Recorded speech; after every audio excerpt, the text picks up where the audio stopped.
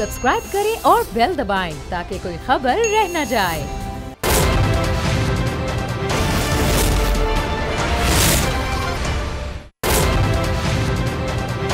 अस्सलाम वालेकुम। बोल न्यूज़ की खुसूसी ट्रांसमिशन में आपको कहेंगे खुशामदीद। मैं हूं अरबाब जहांगीर और कोयटा का मैदान कल सजने जा रहा है। अपोजिशन का पीडीएम का 11 जमाती जो इत्तेहाद है वो कल कोयटा में अपना तीसरा बड़ा पावर शो करने जा रहा है। गुजरावाला से इस सिलसिले का आगाज़ हुआ था, जिसके बाद ये कराची पहुंचा और अब कराची के बाद कोयटा इस पीडीएम का अगला पड़ाव है।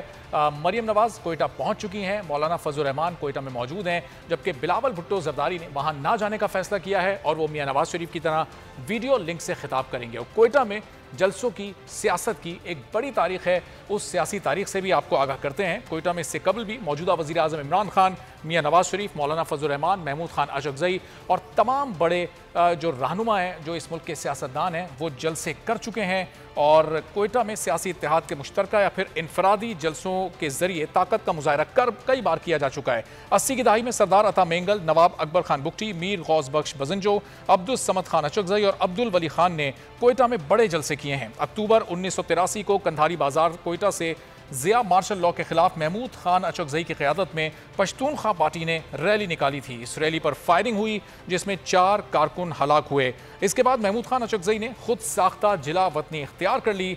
1986 में बेनज़ीर भुट्टो ने वतन वापसी पर, जबकि 90 की दहाई में मियां नवाज शरीफ ने पश्तूनख्वा मैप के साथ मिलकर सादिक शहीद ग्राउंड में सियासी ताकत का एक बड़ा मुजाहरा किया था। 2001 में अफगानिस्तान पर अमरीकी हमला हुआ, जिसके बाद दिफा अफगान काउंसिल ने भी कोयटा में बड़े जलसे किए। अदलिया बहाली तहरीक में भी बलूचिस्तान पेश रहा और यहाँ की तकरीबन तमाम बड़ी जमातें एहतजाज का हिस्सा बनती रहीं। इसके बाद APDM का प्लेटफॉर्म बना, उससे परवेज़ मुशर्रफ मुखालिफ और इंतखाबात के बाइकआउट की मुहिम चली, तो इब्तिदा में नून लीग और फिर JUI भी उसका हिस्सा थी। अगस्त 2007 में कोयटा के सादिक शहीद ग्राउंड में APDM के जलसे में मौलाना फजल रहमान, मुनव्वर हसन, महमूद अचकजई और तहरीक इंसाफ के रहनुमाओं ने शिरकत की, जबकि मियां नवाज शरीफ उस वक्त जिला वतन थे। उन्होंने लंदन से टेलीफोनिक खिताब किया था। फिर दिसंबर 2007 में कोयटा के रेलवे हॉकी ग्राउंड में बेनज़ीर भुट्टो अपनी शहादत से कुछ रोज़ कबल जलसा करने आई, मगर जलसागाह ना भरने पर साबिक वज़ीर आज़म सूबाई क़यादत से खासी नाखुश दिखाई दी। फरवरी 2008 के इंतखाबात से सिर्फ 12 रोज पहले कोयटा के रेलवे हॉकी ग्राउंड में जलसे के लिए सजाए गए स्टेज पर आज के सियासी मुखालिफ इमरान खान और महमूद खान अचकजई न सिर्फ कंधे से कंधा मिलाए एक साथ बैठे थे, बल्कि उनके ख्यालात में भी काफ़ी हम आहंगी पाई जाती थी। इमरान खान ने फिर अप्रैल 2012 में कोयटा के अयूब स्टेडियम के हॉकी ग्राउंड में भरपूर अवामी ताकत का मुजाहरा किया। मई 2017 में इमरान खान ने अयूब स्टेडियम में एक बार फिर जलसा किया। 2 दिसंबर 2017 को मियां नवाज शरीफ ने कोयटा में महमूद अचकजई के वालिद अब्दुल समद खान अचकजई की बरसी की मुनासबत से मुनक्किदा जलसे में शिरकत की। 25 जुलाई 2019 को इंतखाबात के 1 साल मुकम्मल होने पर अपोजिशन सियासी जमातों Pashtunkhwa map, national party, JUI और नून लीग ने कोयटा के अयूब स्टेडियम में मुश्तरका जलसा किया। रिवायती बलूची लिबास पहने मरियम नवाज ने जलसे से खिताब किया। यह उनका बलूचिस्तान में किसी भी सियासी इज्तिमा से पहला खिताब था और कल वो अपना दूसरा खिताब करने जा रही हैं। 2019 में कोयटा में मौलाना फजल रहमान ने हुकूमत मुखालिफ मार्च का ऐलान किया। सितंबर 2019 में बलूचिस्तान नेशनल पार्टी के सरबराह साबिक वज़ीर आला सरदार अख्तर मेंगल ने भी उसी मैदान में पार्टी रहनुमा नवाब अमानुल्लाह ज़हरी के कत्ल के खिलाफ उनकी याद में बड़ा मजमा इकट्ठा किया। और कोयटा में जो आखिरी बड़ा जलसा हुआ था वो 2 दिसंबर 2019 को कोयटा के रेलवे हॉकी ग्राउंड में पश्तूनख्वा मैप के बानी अब्दुल समद खान अचकजई की बरसी की मुनासबत से हुआ, जिससे मौलाना फजल रहमान और महमूद अचकजई ने खिताब किया था। कल 11 जमातें मिलकर कोयटा के अयूब स्टेडियम में कितना बड़ा जलसा कर सकती हैं, क्या इस जलसे से तवक्कुआत हैं और कोयटा PDM के इस तासुर को बनाने में या बिगाड़ने में कितना मददगार साबित हो सकता है, इसी पर गुफ्तगू करते हैं। लियाकत शावानी साहब बलूचिस्तान हुकूमत के तर्जुमान हैं, नज़ीर लगारी साहब एडिटर इन चीफ बोल न्यूज़ और सीनियर तज्जियाकार हमारे साथ हैं, शहजादा जुल्फ़िकार साहब ब्यूरो चीफ कोयटा हैं। तो शावानी साहब, क्या इस वक्त उम्मीद है, क्या तवक्को है? चूँकि आपकी जानिब से तो तजवीज़ भी दी गई थी कि इस जलसे को मौखर कर दिया जाए, थ्रेट अलर्ट भी था, लेकिन अब अपोजिशन तो मुझसे है कि जलसा तो होना है। मरियम नवाज़ और मौलाना फजल रहमान वहाँ मौजूद भी हैं। कितना बड़ा जलसा होगा? कोयटा की जो एक सियासी तारीख है, बड़े बड़े जलसे यहाँ पर हुए हैं, उन सब का रिकॉर्ड टूट जाएगा कल? क्या लगेगा कल, क्या लग रहा है आपको?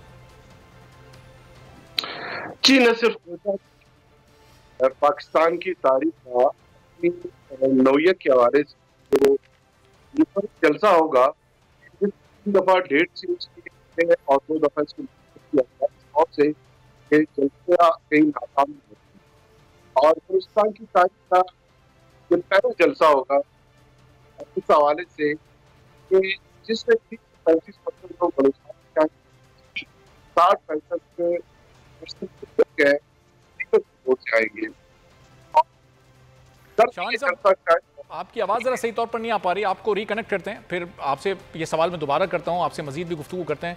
ज़रा आपकी आवाज़ सही तरह नहीं पहुँच पा रही, लोग आपको सही सुन नहीं पा रहे। नज़ीर लगारी साहब, अब ये ज़ाहिर है कोयटा की एक तवील सियासी तारीख है। ज़िया के मार्शल लॉ से लेकर 2019 तक बड़े बड़े यहाँ पर जलसे हुए। गुज़िश्ता साल भी मरियम नवाज़ यहाँ मौजूद थी, कल वो फिर खिताब करने जा रही हैं, लेकिन बिलावल वहाँ पर मौजूद नहीं होंगे।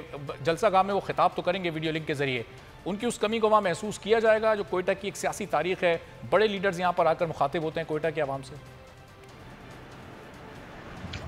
कोयटा एक ज़माने में पाकिस्तान का भैरव चल रहा है, और जब कोयटा की जो आवाज़ है वो मुल्क भर में सुनी जाती रही है, लेकिन इसके साथ साथ ये वाहिद सूबा है जो एक तवील अरसे से ऑपरेशन की जद में रहा है। अयूब खान के दौर में ऑपरेशन हुआ, फिर याह्या खान के दौर में ऑपरेशन हुआ, फिर भुट्टो साहब के दौर में ऑपरेशन हुआ, फिर उसके बाद बड़ा ऑपरेशन जो है वो जनरल ज़िया के दौर में हुआ, और उसके बाद ऑपरेशन, सियासी ऑपरेशन भी होते रहे और मिलिट्री ऑपरेशन भी होते रहे हैं। और जो ऑपरेशन पिछले दौर में हुआ था वो वहाँ पर मुंतखब हुकूमत को जिस तरह से बर्खास्त किया गया और एक नई किंग्स पार्टी वजूद में आई थी, अब वो किंग्स पार्टी जो है बरसर इक़्तिदार है। अब ये है वहाँ की सूरत हाल। कल का जलसा बहुत बड़ा होगा। हुकूमत की रुकावटें डालने के बावजूद, हुकूमत की तरफ से इस बात के बावजूद कि लोगों को खौफजदा किया जाए कि जनाब कोरोना फैल रहा है या दहशतगर्दी का कोई वाक़या हो सकता है, इस तरह की बातें अगर हुकूमत के इल्म में है तो हुकूमत को तहफ़्फ़ुज़ फराहम करना चाहिए और जलसे के शुरका की जान और उनकी ज़िंदगियों की हिफाजत का बंदोबस्त करना चाहिए। चाहे कितनी भी आपको फोर्सेज लगानी पड़े, आप इस अमल को रोकने की कोशिश करें। लेकिन जलसा होगा, बड़ा जलसा होगा, और इस बड़े जलसे को कोयटा की तारीख के चंद बड़े जलसों में गिना जाए। लेकिन लगाई साहब, हुकूमत तो अपने तौर पर पूरी कोशिशें कर रही है। अभी 2-4 रोज़ पहले भी बड़ा बारूदी मवाद बरामद किया गया। अगर खुदा न खास्ता वो कहीं इस्तेमाल हो जाता किसी तखरीब कारी की कार्रवाई में तो कोई बड़ी तबाही हो सकती थी। कल भी एक बड़ी कामयाब कार्रवाई फोर्सेस की जानिब से की गई है। तो हुकूमत तो अपने एंड पर कोशिशें कर रही है कि अमन अमान की सूरत हाल ख़राब ना हो, कोई नाखुशगवार वाक़या पेश ना आए, लेकिन अपोजिशन को भी अपने तौर पर थोड़ी एहतियाती तदाबीर को इख्तियार करना चाहिए था। तो क्या मतलब है कि किस तरह का ये जो पिछले 20 साल 25 साल बल्कि 40 साल से दहशतगर्दी चली आ रही है मुल्क के अंदर, क्या उसके दहशतगर्दी के रोकने का तरीका यही है कि पॉलिटिकल पार्टी जो है वो जलसे ना करें, पॉलिटिकल पार्टीज मास्टर्स के पास मास्टर्स से रजू ना करें? दहशतगर्दी का वाक़या हुआ, बिल्कुल हुआ था 18 अक्टूबर को जब मोहतरमा बेनज़ीर भुट्टो यहाँ आई थी 2007 में, और उसी 2007 में जो है वो मोहतरमा बेनज़ीर भुट्टो शहीद भी कर दी गई। उसके ऊपर बहुत से शकों को शुबहात के साए पड़े हुए हैं। वो कौन करता है, किस तरह से ये होता है? वो मुल्ज़मान जिनको नामजद किया गया था वो भी बरी हो गए थे, और जो पुलिस वाले जिम्मेदार थे वो भी बरी हो गए थे। तो बहरहाल स्टेट का एक अपना रोल है जो उसे अदा करना है। अगर स्टेट लोगों को जान और माल का तहफ़्फ़ुज़ नहीं देती, अगर हुकूमत लोगों की जान और माल का तहफ़्फ़ुज़ नहीं करती है, तो फिर किस बात की हुकूमत है और आप किस बात का अपने आप को समझते हैं? ये कौन सी बात है कि पॉलिटिकल लीडर को कोयटा एयरपोर्ट पर रोककर कहा गया कि नहीं जी आप नहीं दाखिल हो सकते? इस तरह के तर्ज अमल से, इस तरह के फैसलों से पाकिस्तान में एलियनेशन आता है। आपको इस बात का अंदाज़ा नहीं है। रियासत पर जो लोग इस वक्त मुतमकिन हैं उनको इस सूरत हाल का अंदाज़ा नहीं है कि लोगों को आप रियासत के साथ, मुमलिकत के साथ, पाकिस्तान के साथ आप बेगाना कर रहे हैं, आप उनको दूर कर रहे हैं। इस तरह का अमल नहीं होना चाहिए। और पाकिस्तान के तमाम लोग जो आइन की बात करते हैं, जो पाकिस्तान के कानून की बात करते हैं, रूल ऑफ लॉ की बात करते हैं, तो उनके रूल ऑफ लॉ की बात को सुनना चाहिए और इस तरह की जो रुकावटें नहीं डाली जानी चाहिए। एक ज़माना था, हमें याद है, जब हमारे एक इंतहाई मोतबर और काबिल एहतराम सियासतदान सरदार शेरबाज मज़ारी के चारों सूबों के होम सेक्रेटरी ने ये लेटर जारी किया था कि वो आप हमारे सूबे में दाखिल नहीं हो सकते। तो उन्होंने कहा मुझे खला में छोड़ दो, मैं कहाँ जाऊँ? यानी ना पंजाब के होम सेक्रेटरी ने आर्डर जारी किया कि आप पंजाब में। लगाई साहब, ये सवाल कि हुकूमत क्यों रुकावटें खड़ी कर रही है, इसका जवाब जरा लियाकत शवानी साहब से लेते हैं। शहजाद साहब आपकी तरफ भी मैं आता हूँ। लियाकत साहब, अब ये मोहसिन दावड़ को आपने बलूचिस्तान में दाखिले पर पाबंदी लगा दी, इस तरह की रुकावटें आप लोग खड़ी करेंगे तो फिर हुकूमत पर सवालात तो उठेंगे। क्यों फ्री हैंड नहीं दे रहे आप अपोजिशन को जलसा करने के लिए? जी, हमने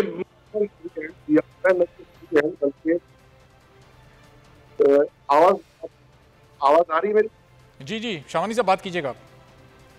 जी जी, देखिए, हमने पहले ही बात किया है कि जलसे में न कोई रफ्तार लेकिन अरेस्ट करने के अंदर रहते हैं वो साल से कहा इसकी गिरफ्तार नहीं किया। शावानी साहब, बदकिस्मती से फिर आपकी आवाज़ सही तौर पर नहीं आ पा रही, आपको दोबारा रिकनेक्ट करते हैं। हम कोशिश करते हैं कि आपसे फ़ोन पर बात कर लें ताकि आपकी आवाज़ सही तौर पर आ सके।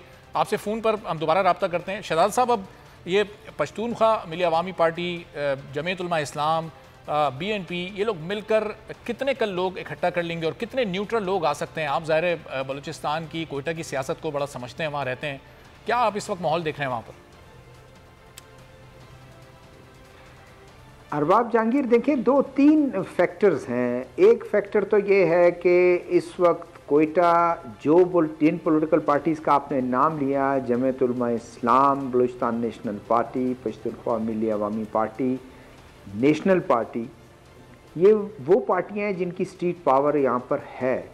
पश्तूनख्वा मिली अवामी पार्टी कोयटा शहर में जलसा कर ले, ज़ाहिर है अतराफ़ में उसके जो एथनिक ग्रुप के जिस लोगों को, जिस पॉपुलेशन को रिप्रेजेंट करती हैं लोगों को वो ला सकती है। जमीयत उल इस्लाम को एक और एज हासिल है कि वो पश्तो स्पीकिंग और बलोची स्पीकिंग तमाम एरिया से जो है वो उसको रिप्रेजेंट करते हैं, वो उसको पुल कर सकते हैं और उनको ला सकते हैं। इसी तरह बलूचिस्तान नेशनल पार्टी, उसका अपना एक स्ट्रीट पावर है, नेशनल पार्टी का अपना स्ट्रीट पावर है और ये प्रूव कर चुके हैं पिछले आपके जब अदवार में जिसकी सज़ा नून लीग को मिली और नून लीग की हुकूमत गई और अयूब फुटबॉल ग्राउंड में जो है ये जलसा हुआ। और उसके अलावा जो दूसरा फैक्टर ये है कि जो नॉन बलोची और पश्तो स्पीकर्स हैं वो ज़ाहिर है वो उनकी एक वोट बैंक है, लोग हैं उनके जो मुस्लिम लीग नून को फॉलो करते हैं, वो ज़ाहिर है वो आएंगे। पीपल्स पार्टी इसमें है, पीपल्स पार्टी जो है वो बहुत कम भी अगर ले आए वो भी हज़ारों में लोग लेके आएंगे। तो मैं समझता हूँ कि एक ये है। दूसरा आपने कहा न्यूट्रल लोग देखें, इस वक्त गवर्नमेंट की एक वीक वो है, उस पर हम ज़्यादा तबसरा नहीं करेंगे कि गवर्नमेंट की क्या पॉलिसीज़ रही, क्या महंगाई क्यों बढ़ी। देखिए, महंगाई तो बढ़ी है, दवाइयों की कीमतें बढ़ी हैं और आटा, दालों की, चीनी, चावल, इस चीज़ की, गैस, बिजली, इनकी कीमतें बढ़ी हैं, पेट्रोल की कीमतें बढ़ी हैं, जिसकी वजह से आम आदमी काफ़ी मुतासर हुआ है। और आम आदमी ये समझता है कि जैसे ये क्यों ऐसा हो रहा है। एक आपने देखा कि इसी मौके पर करना था, 450 के करीब गालिबन PTV से लोग फारिग किए गए हैं, रेडियो पाकिस्तान से 759 लोग फारिग किए गए हैं। तो ज़ाहिर है लोग ये समझते हैं कि वो कौन लोग हैं, मेजॉरिटी वो लोग हैं जो 17,000, 20,000, 16-15 साल से कॉन्ट्रैक्ट पे थे। लोगों का ये एक जहन बनता है और लोग समझते हैं, लोगों को जब ये नज़र आता है कि ये हुकूमत जो है ये सारा उन्होंने उनके लिए मसाइल पैदा किए हैं, तो कोई भी उनको इस वक्त ये नारा लगाए कि बड़ा गलत हो रहा है, हम आपके साथ हैं, लोग उस तरफ जाएंगे। तो लोग सुनने के लिए जा रहे हैं। मैंने तो ये पिछले 1 हफ्ते से लोगों से मिलता रहा हूँ और इस बारे में बात भी करता रहा हूँ, तो मुझे कोई ऐसे 10 में से कोई 2 या 3 ऐसे लोग मिले हैं कि हमें क्या जलसे से, और नहीं हमें कोई ज़रूरत नहीं है इस पॉलिटिक्स में। 7 लोगों का ये कहना है कि नहीं जी हम जाएंगे जलसे में, सुनेंगे जलसे में जो कुछ मुल्क में हो रहा है गलत है। लोग परेशान भी हैं कि इसका एंड क्या होगा, अल्लाह ना करे कोई मुल्क के लिए कोई मसला हो, अल्लाह ना करे इस तमाम सिस्टम लपेट में आ जाए, क्या है अदारों, अल्लाह ना करे अदारों के खिलाफ कुछ हो जाए, ये लोग सोचते हैं और लोग ये कहते हैं कि सवाल उठा रहे हैं। वफाकी हुकूमत से परेशान है या जो बलूचिस्तान की अपनी सूबाई हुकूमत है उसको भी ये नाअहल या उसमें भी ये खामियां निकालते हुए दिखाई दे रहे हैं, किससे परेशान है? देखिए वफाकी हुकूमत, सूबाई हुकूमत तो देखें ना, सूबाई हुकूमत की क्या वो उसकी एक पहुंच होगी। सूबाई हुकूमत क्या पेट्रोल की कीमतों में क्या उसका कोई हाथ है, महंगाई में कोई उसका हाथ है। ये ज़रूर है कि लोग ये कहते हैं कि सूबाई हुकूमत कोई ऐसा मैकेनिज़्म अडॉप्ट करे जिससे मनमानी कीमतें वसूल ना करें दुकानदारान, ट्रेडर्स और ये ज़रूर है। अदरवाइज़ वो कहते हैं कि बिजली की कीमत तो सूबाई हुकूमतें नहीं बढ़ाती, डीजल की, पेट्रोल की कीमतें तो वो नहीं बढ़ाती। इसके अलावा जो लोगों को जो फारिग किया गया है या लोगों को रेडियो से ठीक है, चलें बलूचिस्तान के लोग भी यानी वफाकी हुकूमत की कारकर्दगी पर सवाल उठा रहे हैं। शहजाद साहब के लिए मैं वापस आता हूँ। शवानी साहब हमारे साथ कनेक्ट हो गए हैं। शवानी साहब, अब ये हुकूमत ज़ाहिर है ऐसा दिखाई दे रहा है कि बज़ाहिर तो नहीं लेकिन रोड़े अटकाने की कोशिश ज़रूर कर रही है। अभी सेक्रेटरी बलूचिस्तान, चीफ सेक्रेटरी की ज़ेर सदारत जो इजलास हुआ है उसमें भी ये फैसला हुआ है कि दफ़ा 144 का नफाज किया जाएगा। कब से किया जाएगा, क्या इत्तलात हैं आपके पास? देखिए, दफ़ा 144 का नफाज है, तमाम हॉस्पिटल में इमरजेंसी हम इम्पोज कर रहे हैं और जितनी भी हमारी जो रियासती मशीनरी है, गवर्नमेंट मशीनरी, इसको मोबिलाइज कर रहे हैं ताकि बेहतर से बेहतरीन जो सिक्योरिटी के सहूलियात है वो हम फराहम कर सकें। आपको पता है कि परसों नेक्टा ने जो सिक्योरिटी थ्रेट है उसके बाद बलूचिस्तान गवर्नमेंट की जो रिस्पॉन्सिबिलिटीज है वो बढ़ गए हैं और हमारे अब जो है टॉप फोकस जो है सिक्योरिटी पे है और सिक्योरिटी के साथ जो कोविड के SOPs है उसके अमल दरामद के लिए PDM के क़यादत ने और उनके जो यहाँ पर एडमिनिस्ट्रेशन है उन्होंने अंडरटेकिंग भी दी है। 28 लोकाती एक TOR हमने इस्टेब्लिश किया है और उसके तहत हम सिक्योरिटी भी फराहम करेंगे। उसके तहत बुलेट प्रूफ व्हीकल्स तमाम कायदीन को हमने फराहम कर दिया है।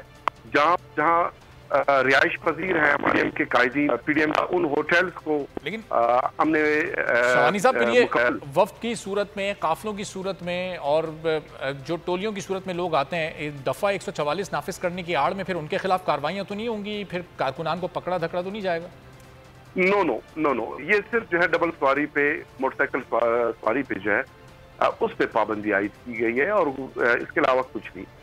अच्छा, और फिर मोबाइल सिग्नल्स, इंटरनेट वगैरह ये तमाम चीज़ें उस दिन बैन हो जाएंगी या सहूलत ये रहेगी, मौजूद रहेगी? क्या इसके बारे में इत्तलात हैं आपके पास? अभी हम सूरत-ए-हाल को देख रहे हैं। अभी तक कोई ऐसा फैसला नहीं हुआ कि मोबाइल को बैन किया जा रहा है या नहीं। सूरत-ए-हाल को हम देखते हैं, अगर ज़रूरत पड़ी तो बंद भी किया जा सकता है, लेकिन असल हम कोशिश करेंगे कि इंटरनेट की जो सहूलत है वो बरकरार रहे। लेकिन शवानी साहब, ये दफ़ा 144 का जो नफाज है इसको आप फिर कैसे अमली तौर पर मुमकिन बनाएंगे? ये कैसे पता चलेगा कि जो लोग डबल सवारी पर जा रहे हैं या मोटरसाइकिल पर सफ़र कर रहे हैं वो जलसागाह की तरफ नहीं जा रहे, वो जलसे में शिरकत करने नहीं जा रहे? फिर आप फ़र्क कैसे करेंगे? कैसे मुमकिन हो सकेगा कि इतने बड़े लेवल पर जलसा हो और उस दिन डबल सवारी पर पाबंदी हो शहर में? देखिए, ऑलरेडी हमने जो सिक्योरिटी प्लान है और उसके साथ जो ट्रैफिक प्लान हमने इस्टेब्लिश किया है उसके तहत जलसगाह से बहुत दूर जो कुछ ग्राउंड हैं जहां पर क्राउड जो है वहां पर जो है व्हीकल और उन व्हीकल्स की अब चेकिंग भी की जाएगी और उसमें मोटरसाइकिल जो है शामिल नहीं थे, अब उसमें मोटरसाइकिल्स भी शामिल किया जाएगा और मोटरसाइकिल्स को जिसमें जो शुरका आ रहे हैं जलसे की तरफ, भले वो डबल सवारी पे भी आ रहे हैं लेकिन जलसगाह से बहुत दूर उन एरियाज में जो डबल सवारी है उस सहूलत को फिर खत्म किया जाएगा और उसके अलावा कोई मोटरसाइकिल सिंगल सवारी के तौर पे आती है तो उसको अलाउ किया जाएगा। तो लेकिन शवानी साहब, फिर जाहिर है आपकी इस पाबंदी को फिर ऑपोजिशन यही कहेगी कि ये हमारे जलसे को कामयाब बनाने से रोकने की कोशिश है। ये इस वजह से किया जा रहा है, एक आम आदमी तो मोटरसाइकिल पर ही सफ़र करता है, 2-2, 3-3 लोग बैठकर जलसागाह की तरफ जाते हैं। अब जब वो जा ही नहीं सकेंगे, पहुँच ही नहीं सकेंगे तो फिर ऑपोजिशन को शिकायत का मौका मिलेगा। देखिए, अपोजिशन को शिकायत का मौका हमने नहीं दिया, अपोजिशन शिकायत कर भी नहीं रही। अपोजिशन का जो ये जलसा है 3 दफा उन्होंने डेट खुद चेंज किए हैं, 2 दफा इन्होंने मौखर किया और फिर जब एक थ्रेट आया, थ्रेट के बाद हमने गुजारिश भी की कि सिक्योरिटी की जो सूरत-ए-हाल है खुदा ना ख्वास्ता कोई नाखुशगवार है, 3 दफा जब आप डेट चेंज कर सकते हैं तो एक दफा अमन और अमान की खातिर, पब्लिक की खातिर, आवाम के वसीतर मुफाद में एक दफा इसको मजीद आप मौखर करें उसके बाद जब ये सिक्योरिटी थ्रेट अलर्ट है, जब ये डिफ्यूज होगी, जब नेक्टा की तरफ से क्लियरेंस आ जाएगी, एक के बजाय 10 जलसे करें, हर हफ्ते आप जलसे करें, हम आपको वेलकम करते हैं। बलूचिस्तान गवर्नमेंट इस वक्त कोयटा में शहजाद जुल्फिकार साहब आपके बैरोची में तशरीफ फरमाए, उनसे पूछे कोई एक कंटेनर उसको कहीं नजर आया जो हमने लगाया हो, कुछ उनके नोटिस के हमने अरेस्ट किया हो या किसी की पकड़ दकड़ हुई हो। ये सिर्फ 144 जो है डबल सवारी इन्हीं कायदीन, इन्हीं पॉलिटिकल वर्कर्स, इन्हीं जो पब्लिक आएगी जलसे में, उनके तहफ़्फ़ुज़ के पेश नजर किया गया है। हमारे जो 28 नुकाती जो TOR से उसमें ये शामिल नहीं। ठीक है, चलें, ये जो तमाम आप लोग इक़दाम उठा रहे हैं ये सिक्योरिटी पॉइंट ऑफ व्यू के तहत हैं। आपके शवानी साहब, जलसागाह का जरा रुख करते हैं। यूब स्टेडियम में इस वक्त बोल न्यूज़ के नुमाइंदे मोहम्मद गजनफर मौजूद हैं और वहाँ पर किस तरह से तैयारियाँ की जा रही हैं, कौन कौन सी पार्टी के कारकुनान इस वक्त वहाँ मौजूद है, कितना जोशो खरोश इस वक्त उनमें पाया जा रहा है। गजनफर की तरफ चलते हैं। गजनफर, क्या इस वक्त सूरत हाल आप देख रहे हैं जलसागाह में, क्या मनाजिर है?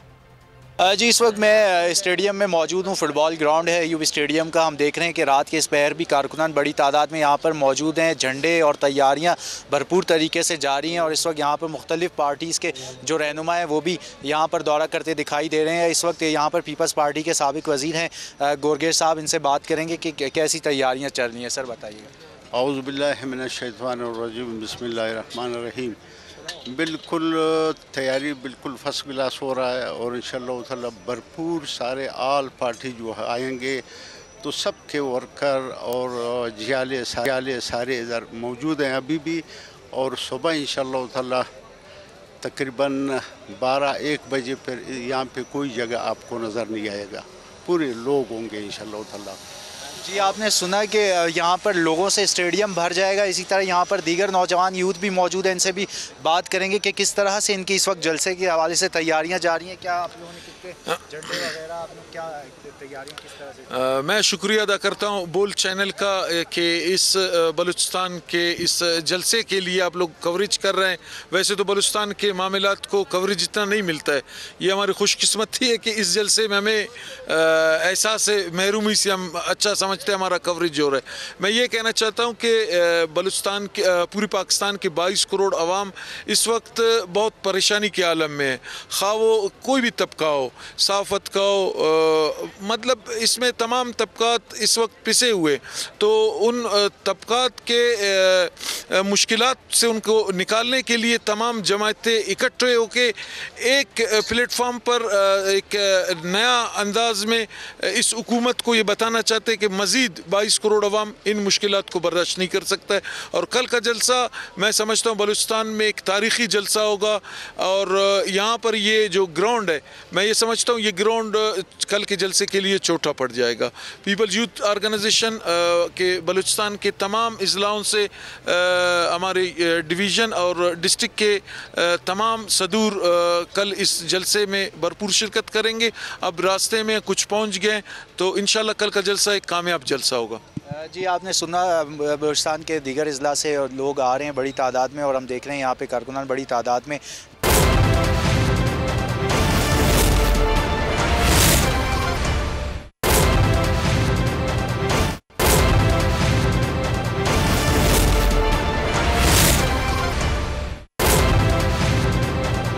में काम करते दिखाई दे रहे हैं ताकि सुबह के जलसे के इंतजाम बेहतर तरीके से हो सकें। ठीक है, बहुत शुक्रिया। जलसागाह में मोहम्मद गजनफर मौजूद थे। वहाँ पर बड़ी तादाद में इस वक्त मुख्तलिफ सियासी जमातों के कारकुनान और कुछ अहदेदार भी मौजूद हैं जो जलसे के तमाम इंतजाम को देख रहे हैं और उम्मीदें यही लगा रहे हैं कि कल बहुत बड़ा जलसा यहाँ पर होने जा रहा है। चूँकि 11 जमातों का इत्तेहाद है तो तमाम ही जमातें इस वक्त भरपूर कोशिश कर रही हैं कि बड़ी तादाद में लोगों को यहाँ पर लाया जा सके। तो लगाई साहब, अभी जैसे शवानी साहब कह रहे थे कि ये इन तमाम जमातों की सिक्योरिटी के लिए तमाम ये मेजर्स उठाए जा रहे हैं। दफ़ा 144 का नफाज है, मोबाइल और इंटरनेट सिग्नल से मुताल्लिक अभी कोई फैसला हुआ नहीं, लेकिन ज़ाहिर है शायद अभी रात के किसी पैर हो भी जाए, उस सूरत हाल को भी देख रहे हैं। तो हुकूमत कोशिश तो कर रही है फैसिलिटेट करने के लिए अपोजिशन को, फिर अपोजिशन क्यों मुतमईन दिखाई नहीं दे रही इन इक़दामात से? एक तो ये बात मुझे अच्छी लगी है, खुशाइन लगी है जो शाहानी साहब बात कर रहे हैं। उनका तर्ज अमल अच्छा है, गुफ्तगू अच्छी है, उनका वो जारहाना अंदाज नहीं है जो दूसरे सूबों में वहाँ हुकूमत का पंजाब में उसके जलसे में रहा है। गुजरांवाला के जलसे में हुकूमत ने जिस तरह से तर्ज अमल अख्तियार किया, वज़रा जिस तरह की बातें कर रहे थे, जिस तरह की प्रेस कॉन्फ्रेंस कर रहे थे, जिस तरह अपोजिशन को खौफजदा कर रहे थे, जिस तरह अपोजिशन को दहशतज़दा कर रहे थे, और या सिंध में भी जो अपोजिशन है, यहाँ हुकूमत तो पीपल्स पार्टी के, लेकिन यहाँ अपोजिशन जो है वो जो है जलसे की नाकामी की बातें कर रहे थे, लेकिन जलसे दोनों बड़े कामयाब हुए हैं। और शानी साहब को उन्होंने एक पॉलिटिकल कल्चर का, क्योंकि क्वेटा का कल्चर जो है वो सियासी कल्चर है, वहाँ रवादारी अब भी मौजूद है, बड़ी हद तक मौजूद है। लोग सियासी इख्तलाफ के बावजूद एक दूसरे के साथ डायलॉग करते हैं, एक दूसरे के साथ बातचीत करते हैं, और अपने ताल्लुकात, समाजी और ज़ाती ताल्लुकात को सियासत की बुनियाद पर या सियासी तर्ज अमल की बुनियाद पर ख़राब नहीं करते हैं, सियासत को दुश्मनी नहीं बनाते हैं। ये बलूचिस्तान में एक मुस्बत बात है, और मेरा ख्याल है कि जलसा होगा और बड़ा जलसा होगा। और दूसरी बात यह है कि शानी साहब से आपने एक सवाल किया था, जब आते ही बात की तो आपने एक सवाल किया था कि मोहसिन दावड़ को क्यों रोका गया है। तो उन्हें रोकने के लिए सूबाई हुकूमत ने अपने आर्डर किए हैं या वफाकी हुकूमत ने या वफाकी इदारों ने, किसने उन्हें रोकने की कोशिश की? आपने उनसे एक सवाल ये पूछना था, और अगर शानी साहब ये बता दें तो मेरे ख्याल में बहुत अच्छी बात है। जी दोबारा उनसे सवाल पूछते हैं। उस वक्त शावानी साहब की आवाज़ सही तौर पर नहीं आ पा रही थी। जी शावानी साहब, मोहसिन दावड़ साहब को आपने दाखिले में पाबंदी लगा दी, सूबाई हुकूमत की तरफ से, वफाकी हुकूमत ने आपको डायरेक्टिव दिए हैं, क्या सूरत हाल है, ज़रा वाज़ेह कीजिए। जी मोहसिन दावड़ साहब के आज जो दाखिले पे हमने पाबंदी जो आयद की थी, आज उनको दाखिले की इजाजत जो ना दी जा सकी, उसकी वजह पीडीएम का जलसा या उसमें शिरकत की वजह कथन नहीं है, बल्कि 29 जुलाई 2020 को मोहसिन दावड़ और अली वजीर साहब पे ये पाबंदी बलूचिस्तान गवर्नमेंट ने आयद की थी कि बलूचिस्तान फॉर 90 डेज रखेंगे। और इससे कबल भी एक आध दफा पहले मोहसिन दावड़ साहब कोयटा तशरीफ लाने की उन्होंने कोशिश की, तब भी उनको दाखिले की इजाजत नहीं दी गई और उनको वापस भिजवाया गया। आज भी जो ये फैसला किया गया, ये उसी नोटिफिकेशन के तनाजुर में किया गया। उस नोटिफिकेशन के तहत अभी 4-5 दिन मजीद 90 दिन पूरा होने में बाकी थे, तो वो इसके ऊपर जो है या इम्प्लीमेंट हो रही थी। इन 90 दिनों का आगाज कहां से, कब से हुआ था? इसका इतलाक कब से हुआ था, किस तारीख को आपने बताया? 29 जुलाई। तो 29 जुलाई से 90 दिन तो अब तक अगर इसको काउंट अभी नहीं हुए, आपके इसके मुताबिक अभी नहीं हुए हैं, 2-3 रोज बाकी। ठीक है, बिल्कुल। तो लगाई साहब, ये 29 जुलाई का जो नोटिफिकेशन था उसके तनाजुर में ये दाखिला रोका गया है।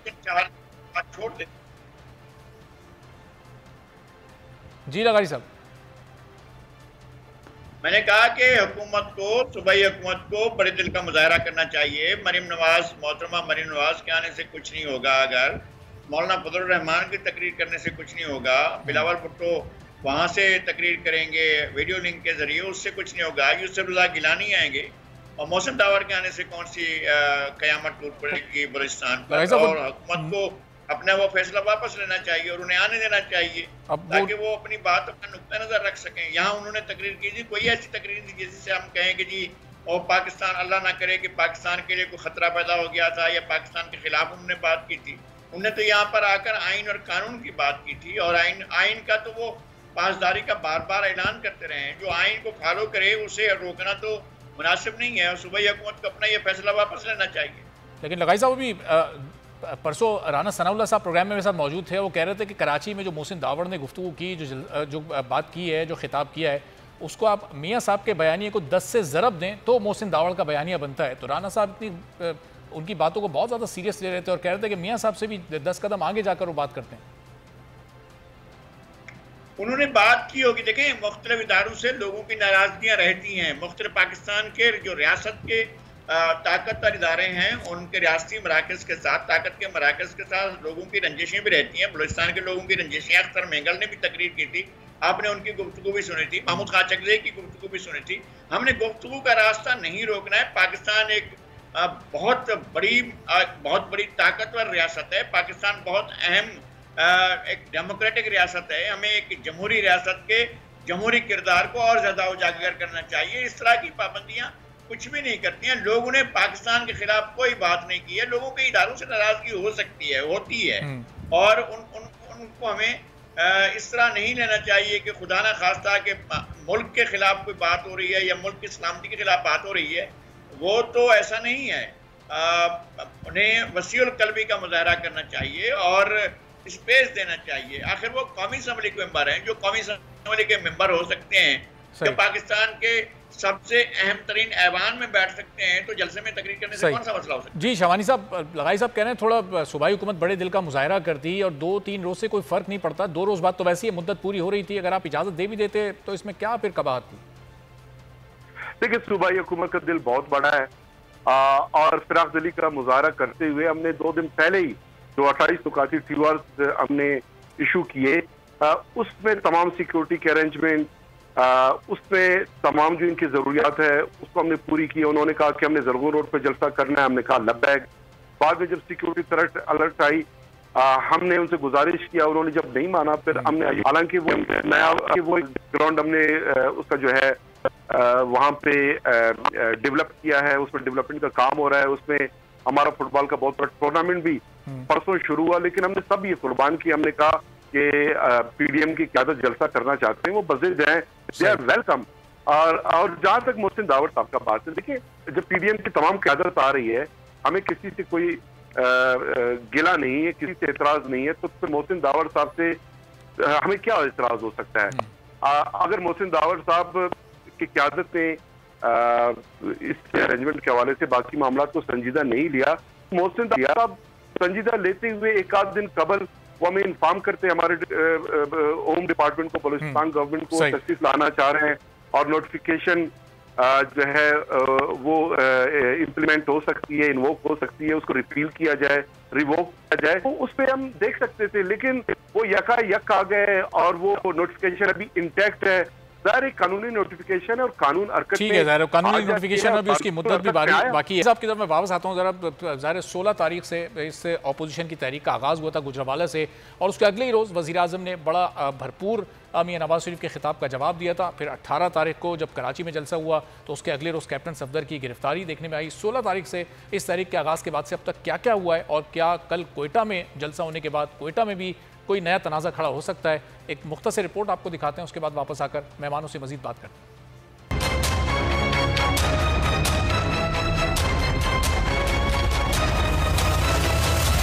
नून लीग की सरबराही में 16 अक्टूबर को गुजरावाला से पीडीएम की तहरीक का हुआ आगाज। सियासी मुखालिफ हो गए हुकूमत के खिलाफ हम आवाज। गो न्याजी, गो न्याजी, गो न्याजी, अब आराम से जाना है या लोग तुम्हें उठा के बाहर फेंक देंगे। महंगाई है तो टाइगर फोर्स, लोकस है तो टाइगर फोर्स, कोविड है सो टाइगर फोर्स। अब जमहूरियत की सुबह तुलू होने वाली है, इनका पूछने वाला भी कोई नहीं होगा।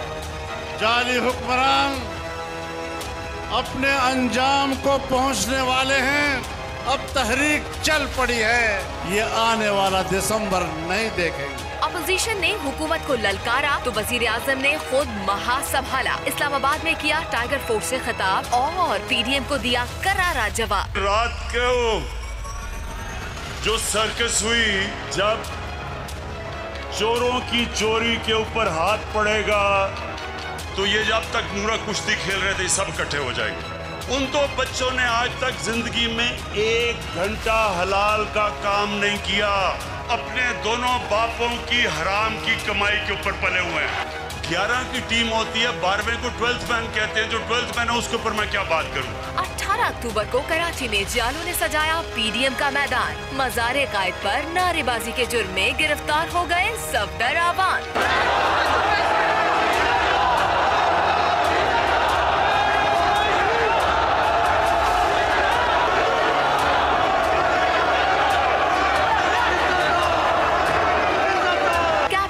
सफदर की गिरफ्तारी पर शुरू हुई सिंध और विफाक में टकराव। बिलावल ने किया आर्मी चीफ से तहकीकात का मुतालिबा और गिरफ्तारी से किया लाताल्लुकी का इजहार। बेशर्मिंदा अपना मुंह दिखाने के काबिल नहीं कि ये कैसा हुआ है मेरा सूबा। मैं मुतालबा करता हूँ जनरल फैज से, DG ISI से, जनरल बाजवा से जो चीफ ऑफ आर्मी स्टाफ है, अपना इदारे के आप इन्वेस्टिगेशन करो। गुजरावाना जलसे में नवाज शरीफ की मुतनाज़ा तकरीर, कराची में सफदर की गिरफ्तारी, क्या पीडीएम कोटा के लिए भी कर रही है ऐसी कोई तैयारी?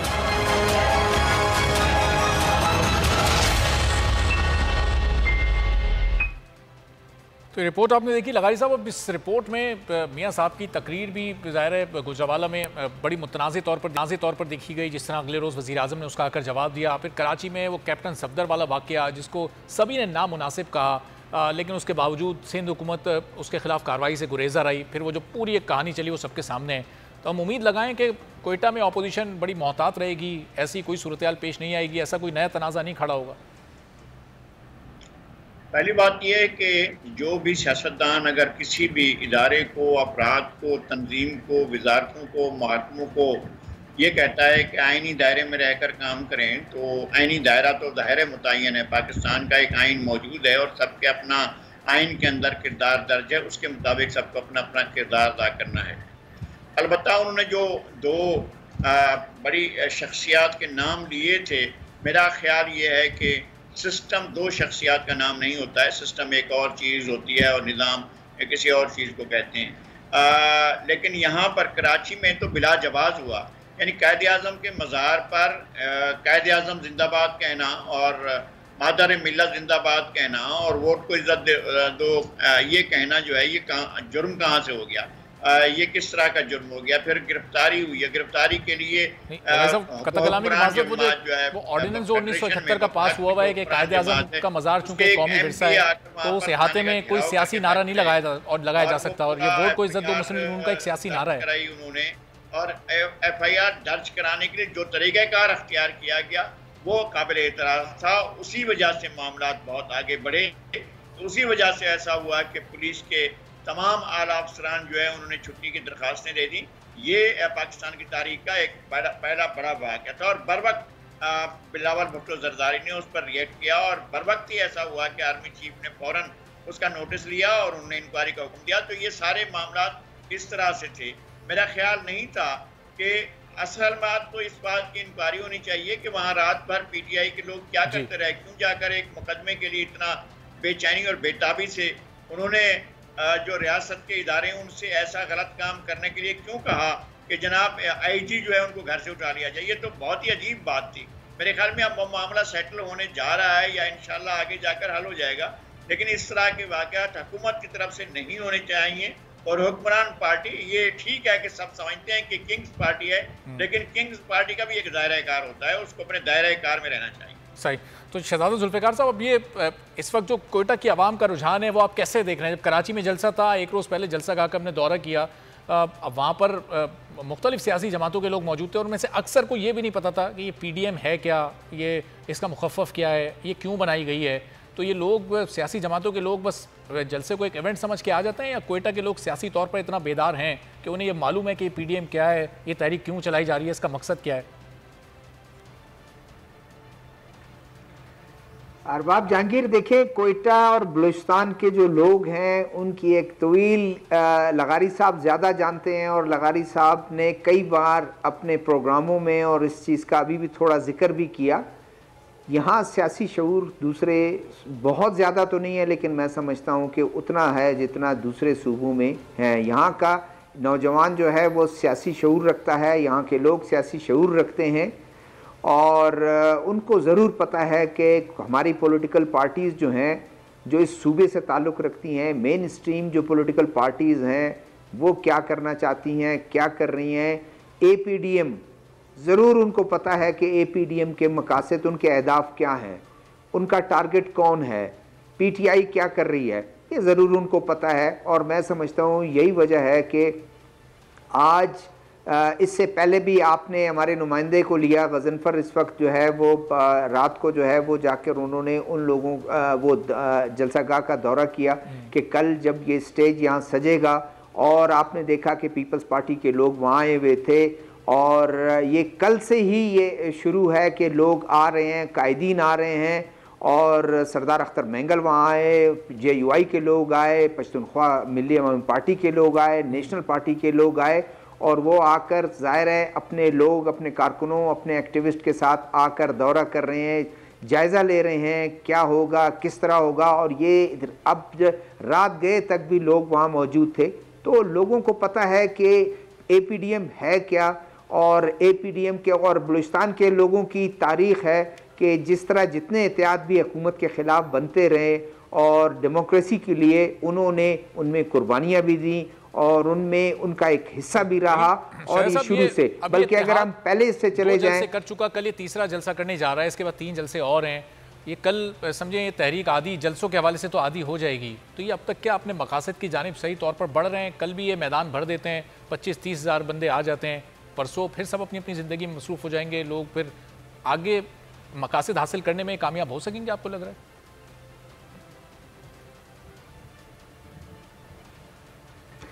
देखिए, इस वक्त तो मैं समझता हूं कि मकासद तो ये तो तीसरा जलसा है, और जिस तरह गुजरेवाला में जिस तरह हुआ, कराची में हुआ, अगर ये पावर शो कामयाब होता है और जिस तरह आपने देखा, जो मैं एक्सपेक्ट करता हूं कि इस वक्त उनके पास स्ट्रीट पावर भी है, और ये जलसागाह उनके लिए, ये फुटबॉल अयूब फुटबॉल ग्राउंड जो है ये छोटा पड़ जाएगा और लोगों की ज़्यादा तादाद बाहर भी जो है उस जलसे को सुन रही होगी, तो मेरे ख्याल में जो प्रेशर है वो लेवल प्रेशर का बढ़ता जाएगा और उसके बाद जो है उनकी मकबूलियत जो है, APDM की मकबूलियत ज़्यादा होगी।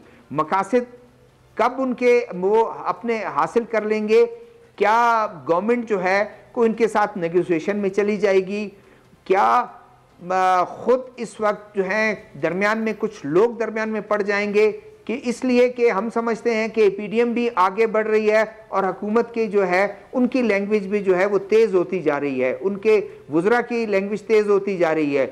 किस वक्त ये दोनों जो तरफ के लोग हैं, किस वक्त ये महसूस करें कि मुल्क के लिए, अदारों के लिए कोई चीज़ गलत होने जा रहा है, बेहतर यह है कि हम इसका कोई रास्ता निकालें, कोई तीसरी कुव्वत जो है, और या कोई हमारे जो दोस्त मुमालिक हैं वो शायद पढ़ सकते हैं कि इनके दरमियान पढ़ के कोई ऐसी राह निकाली जाए जिसमें दोनों को तसल्ली हो, और या अचानक इलेक्शन हो जाए और दोबारा से इलेक्शन में जाना पड़े, या इन हाउस तब्दीली आ जाए, या कोई और रास्ता निकल आए। लेकिन अहदाफ जो है उनके कब पूरे होंगे, कब वो मकासद हासिल करने में कामयाब होंगे, कौन से जलसे के बाद या तमाम जलसों के बाद जब इनका लाएमल होगा, क्या लाएमल का ऐलान करते हैं, धरना देंगे तो कहाँ देंगे, ये एक बहुत वाज़े वो है, डिपेंड करता है। तो शवानी साहब, वफाकी हुकूमत ने भी एक कमेटी बनाई थी, प्राइम मिनिस्टर ने खुद, उसमें सारे फेडरल मिनिस्टर शामिल थे।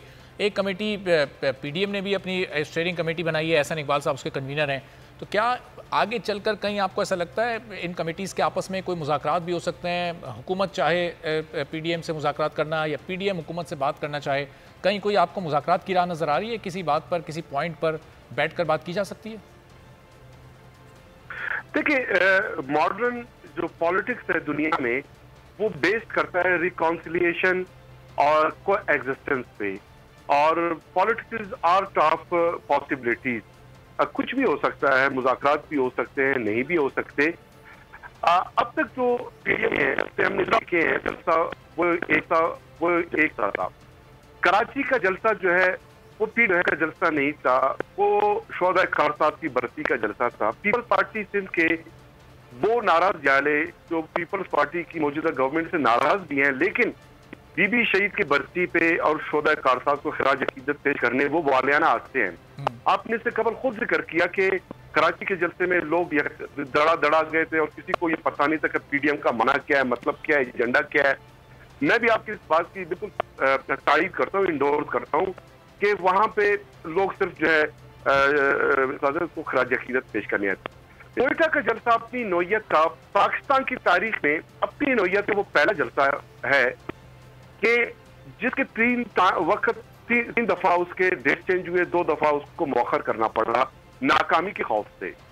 और बलूचिस्तान की तारीख की नौयत का ये पहला जलसा होगा। 30 से 35% लोग बलूचिस्तान के आएंगे, क्योंकि 60-65 लोग जो है बाकी 3 सूबों से आ रहे हैं।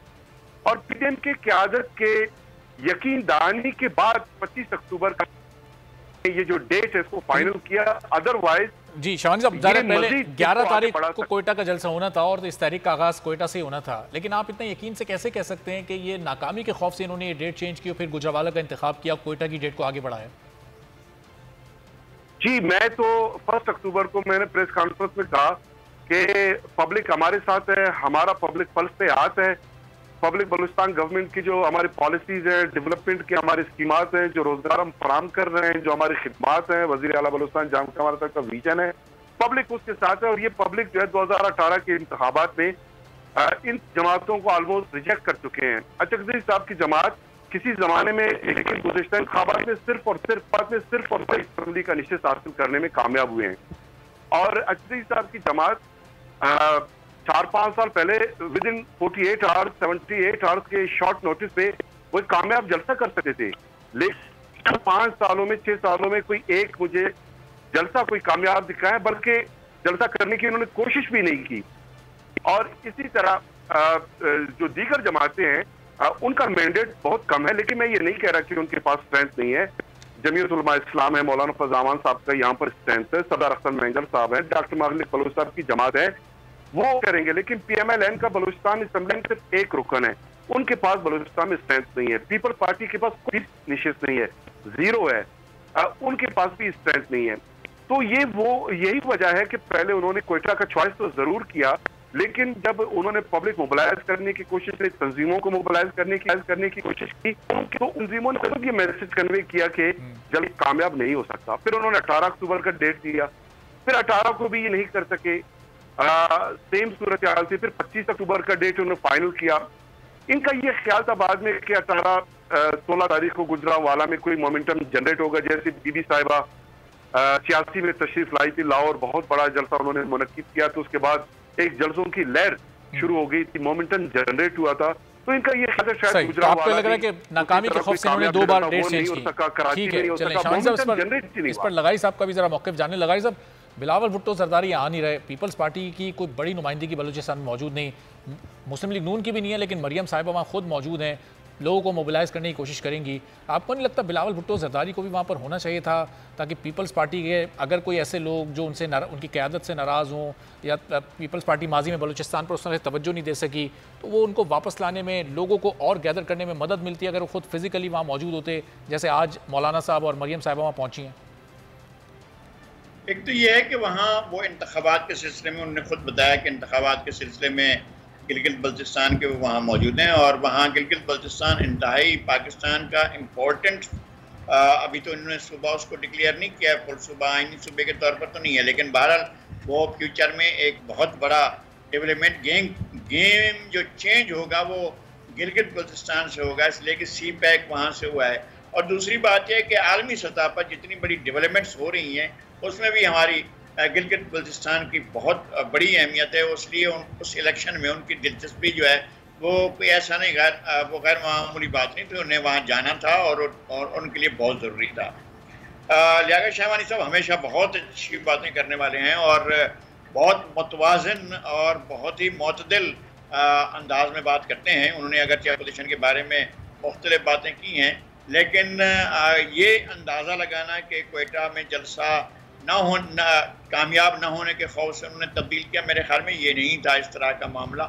उन्होंने रीथिंक किया और रीथिंक करके जिस तरह से प्लान किया है उसी के मुताबिक वो कर रहे हैं। बहरहाल अपोजिशन के जलसे कामयाब हुए हैं और कोयटा के जलसे में भी ये जो अंदाज़ा किया जा रहा है, और हमारे ब्यूरो चीफ साहब का भी यही अंदाज़ा था कि ये स्टेडियम छोटा पड़ जाएगा। और मेरा ख्याल है कि ग्राउंड पर मौजूद हैं लियाकत शहबानी साहब, एक पॉलिटिकल वर्कर हैं, और ये ज़रूरी नहीं है कि वो हमेशा तर्जुमान बलूचिस्तान हुकूमत रहेंगे, उनका अपना एक बड़ा कैरियर रखा हुआ है, नौजवान है, आगे बढ़ेंगे। तो ये भी एक रियलाइजेशन है कि लोगों को इस हुकूमत ने डिलीवर नहीं किया। असल परेशानी ये है लोगों के साथ कि लोग तरस रहे हैं, ना उनको दस्तयाब है खाने की कोई चीज़, ना उनको पीने की कोई चीज़ दस्तयाब है। आप हालत देखें कि क्या हालत है बलूचिस्तान में, क्या हालत है, गुर्बत की सतह पर पहुंची हुई है, बलूचिस्तान में मायूसी की सतह पर पहुंची हुई है, लोगों के ठीक है, बच्चे आप कह रहे हैं कि वहाँ बहुत ज़्यादा मायूस है। लगाई साहब वक्त बहुत कम है, थोड़ा ही वक्त रह गया है, तो शवानी साहब, ये अभी 1 घंटे पहले आपने एक ट्वीट किया, आपने लिखा है कि वो सिर्फ बिलावल भुट्टो जरदारी वो सियासी शख्सियत हैं जिन्होंने नेक्टा के थ्रेट अलर्ट को सीरियस लिया है। ये आपने उनकी तारीफ की है, तंज किया है उन पर? ये मेरा तज्जिया है, उसमें मैंने एक लफ्ज लिखा शायद। मैंने कल भी ये एक शोज में कहा कि शायद उन्होंने संजीदा लेते हुए सिक्योरिटी थ्रेट अलर्ट को और उस वजह से नहीं आ रहे। बाकी मैं इस पर ज्यादा कमेंट नहीं करूंगा। लगारी साहब के जो मेरे लिए जो कलमात है, मैं बहुत एहतराम करता हूँ लगारी साहब का, उनका मैं मशहूर हूँ उनके। लेकिन ऑनेस्टली लगारी के ना आपको बताऊं कि जब इन्होंने जलसा अनाउंस किया उस वक्त ग्राउंड पे जलसे की कामयाबी के लिए हालात नहीं थे। मैं आपको अंदर की खबर दूं कि बलूचिस्तान के एक सियासी जमात की ख्वाहिश पे ये जलसा यहाँ पे रखा गया और फिर उनको महसूस हुआ कि ग्राउंड उनके लिए हमवार नहीं है। और जब मैंने ये बात जमात का नाम भी अगर आप बता दें तो कामयाब नहीं हो सकता, उन्होंने खुद उसको 2 दफा मुलतवी करके मेरे जो शक्कों को शुबहात है या हमारे शक्कों को शुबहात है, खुद उसको जो है इंडोर्स किया। क्योंकि जलसों की डेट हमने चेंज नहीं की और पाकिस्तान की तारीख में तवातुर के साथ किसी एक जलसे के 3 डेट।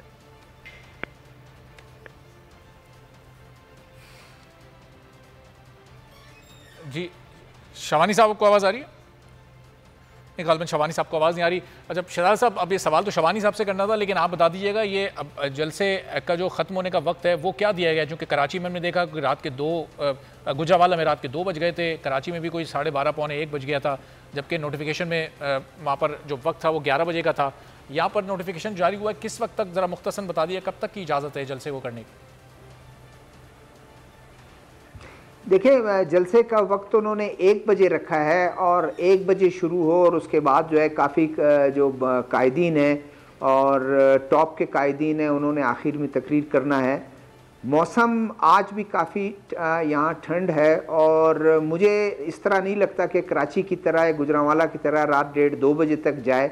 अलबत्ता ज़रूर ये हो सकता है कि 6-7 तक 8 तक बहुत ज़्यादा, इसलिए कि सर्दी काफ़ी है और उसकी वजह से जल्द खत्म होने के इम्कान है। बहुत शुक्रिया शहजाद जुल्फ़िकार साहब, नज़ीर लगारी साहब, लेकर हमारे साथ मौजूद थे और कल भी इस ट्रांसमिशन के सिलसिले को जारी रखेंगे।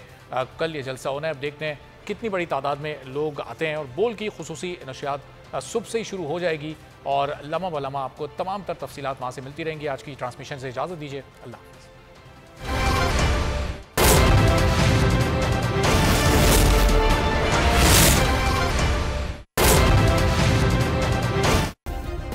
सब्सक्राइब करें और बेल दबाएं ताकि कोई खबर रह न जाए।